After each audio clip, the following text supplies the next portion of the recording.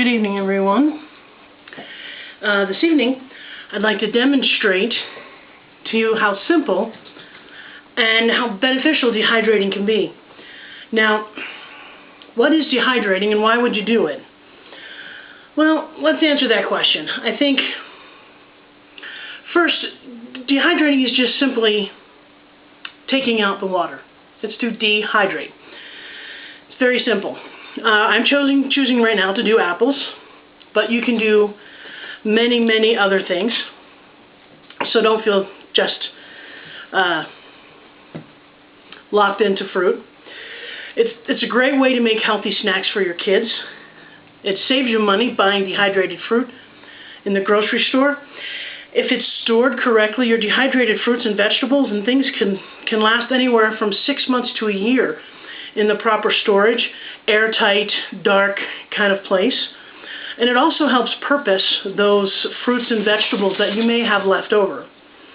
So with a small amount of time invested, you can dry your own fruits, make your own beef jerky, even make your own soup starters, and I'll talk about that more in just a little bit. Now, let's get started. It's, like I said, incredibly simple. First, be sure you have your dehydrating trays, and I'll show you that.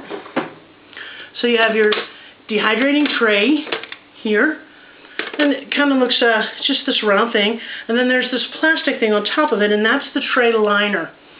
And those are very important, and I'll explain why that is in a little bit.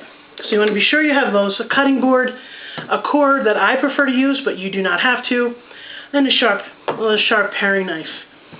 And then what we're going to do is we're just going to very simply, we're going to go ahead and I'm going to core this apple.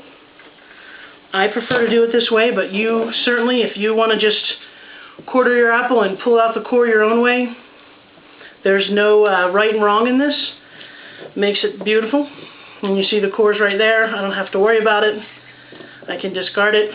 And then I have these small pieces to work with. And then once you do that, you're literally just going to get under the skin as close as you can so you're not wasting your apple, and just peel your apple.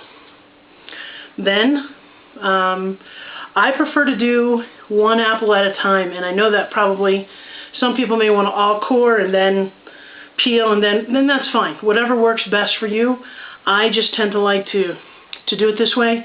I find that if about one apple fits on my tray after I've sliced it thinly, and if I have extra room or it was a particularly small apple, it just gives me a better chance to judge more accurately so I'm not wasting apple.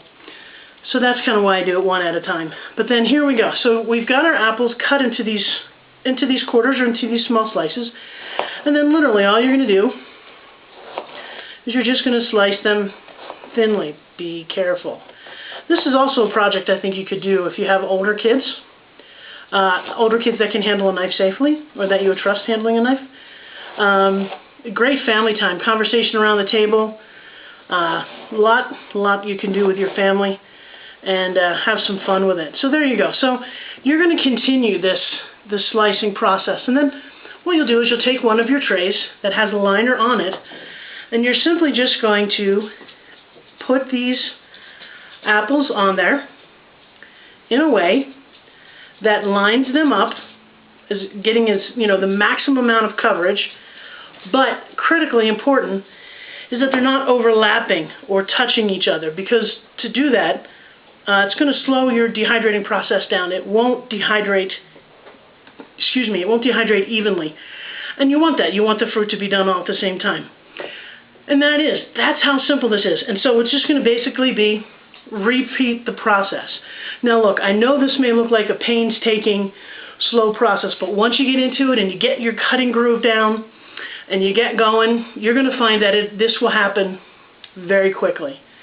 And then all you're going to do is, after you've filled your trays, they fit on top of each other, at the risk of sounding sacrilege, almost like it reminds you of a communion trays, for those of you who may be familiar with taking communion at church.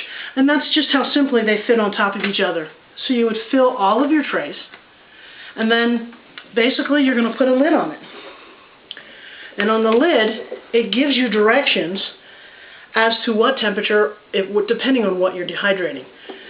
Pop the lid on, you plug it in, and it's kind of one of those things where you set it and forget it.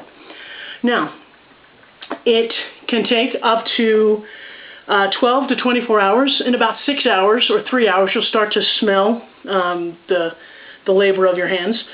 But anywhere between anywhere between 12 and 24 hours for the fruit to dehydrate. Now, at this point, your work is done. The dehydrator will be doing the rest of the work. It's important that you get a dehydrator that comes with an internal fan. And here's the reason why.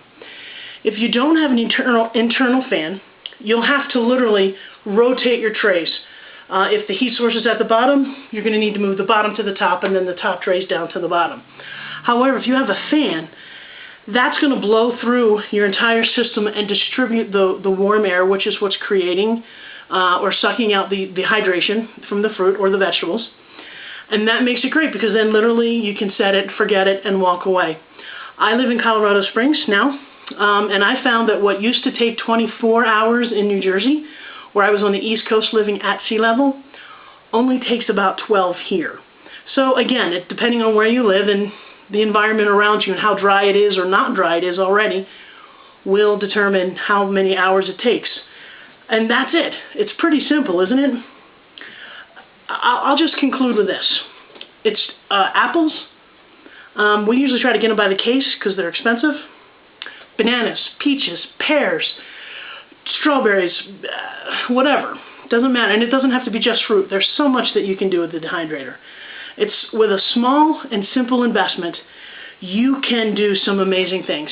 And they make great gifts. Oh, and by the way, I don't mean to be looking like the cooking channel, but this is what one of the dehydrated apples looks like. It's kind of crisp, it's thin, gives a little bit of snap, and there you have it. Kind of felt like I was on the Food Network there for a second. I've already had one prepared. Anyway, that's just the simple act of dehydrating. Thank you so much for your time, and happy dehydrating.